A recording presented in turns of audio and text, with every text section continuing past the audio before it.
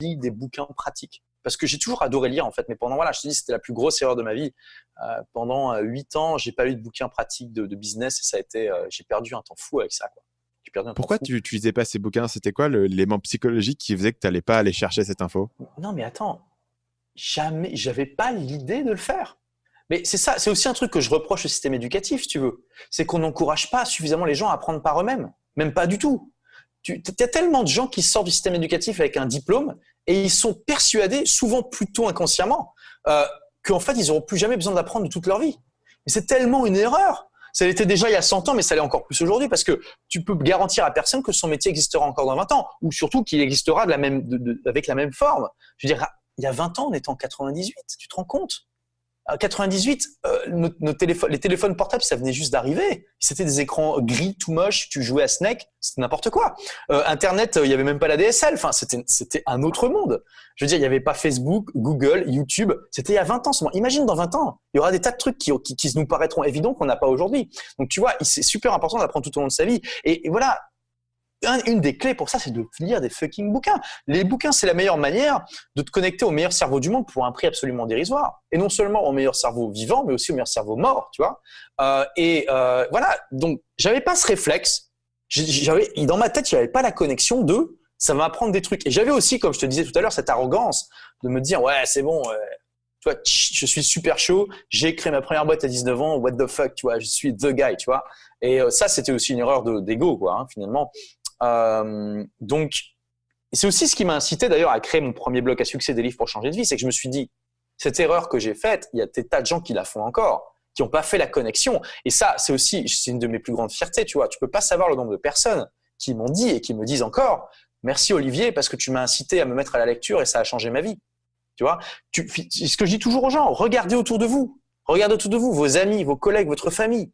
Qui prend le temps de lire des livres pratiques? Et la réalité pour la plupart des gens, c'est que non, ils ne lisent pas. C'est vrai. C'est facile à constater, tu vois. C'est très facile à constater. Alors quand on vit comme nous dans un milieu d'entrepreneurs, c'est fréquent de lire des bons bouquins. Mais dans une vie normale, entre guillemets, c'est ça la vérité. Les gens le regardent à la télé, ils lisent pas de bouquins. Donc ouais. Voilà, j'avais juste pas fait la connexion et j'avais cette arrogance et tout ça. Et il a fallu que je tombe sur un bon bouquin qui m'a mis une baffe et un deuxième bouquin qui m'a mis une deuxième baffe pour que je me rende compte d'à quel point c'était une connerie. Tu vois, je dirais exactement ça à mon moi de 20 ans en me disant fais pas la même connerie que moi et tu vas gagner beaucoup de temps. Justement, ma deuxième question, c'est est-ce qu'il y a un livre que tu recommandes souvent? Et au-delà du coup des livres dont on a déjà parlé, donc le tien, La semaine de 4 heures, E-Myth. Oui, parce que la semaine de 4 heures, j'en parle à peu près 18 fois par jour. Hein, donc ouais. voilà. Qu'il y en a un autre? Écoute, il y a quand même, alors c'est ça qui est intéressant, il y a quand même un livre pratique qui a changé ma vie avant la semaine de 4 heures. C'était pas un livre de business, donc du coup, ça m'a pas créé la connexion de lire des livres de business. C'était un livre c'est toujours un livre sur la santé d'ailleurs, qui a un nom un petit peu racoleur en français, ça s'appelle Serons-nous immortels? Donc de Ray Kurzweil, qui est d'ailleurs aujourd'hui le responsable de l'intelligence artificielle chez Google, et Terry Grossman. Et en gros, ce livre, bon, il parle, tu vois, c'est très transhumaniste. Il part du principe que il faut vivre suffisamment longtemps pour pouvoir bénéficier de technologies qui vont faire en sorte que tu vis très longtemps. Mais le but principal du livre, c'est on vous donne le meilleur de la science d'aujourd'hui pour que vous puissiez vivre le plus longtemps en bonne santé avec la meilleure énergie possible.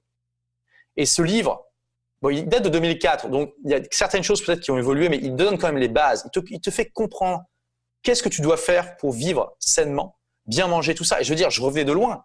Avant d'avoir lu ce bouquin, je pensais que manger une pizza, c'était équilibré, quoi. Enfin, c'était n'importe quoi. Bah, il y a des légumes, hein. Il y a de tomates. Non, mais je me disais ça.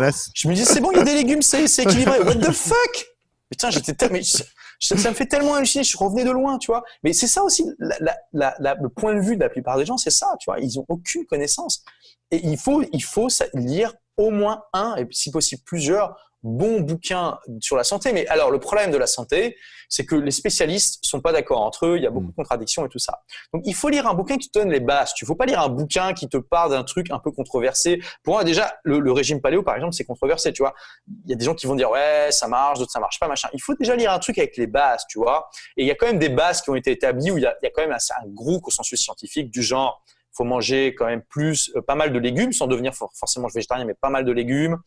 Faut faire attention avec le sucre. Le sucre, c'est le number one, le truc qui te donne le diabète avec potentiel de cancer, etc. Faut faire du sport, faut faire de la méditation. Tu vois, les bases, mais aussi t'expliquer pourquoi. qu'est-ce que ça te fait si tu fais pas ça? Tu vois, les maladies cardiovasculaires, parce que finalement, les deux plus grands risques de mortalité, c'est maladies cardiovasculaires et cancer.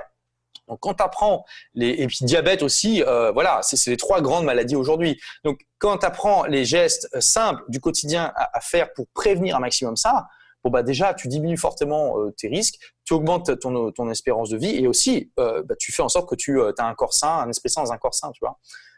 Donc voilà. Donc il y a Survivons immortels, il y a aussi Anti-cancer de David Servan-Schreiber que je recommande, qui est aussi une bonne base. Salut, c'est Stan, j'espère que vous avez apprécié cet extrait du podcast Marketing Mania. Bien sûr, vous pouvez retrouver l'ensemble des épisodes du podcast, y compris les instructions sur comment vous abonner sur l'application Apple Podcast ou sur votre téléphone Android en vous rendant sur mon site à l'adresse marketingmania.fr/podcast. Je vous ai mis le lien dans la description de cette vidéo.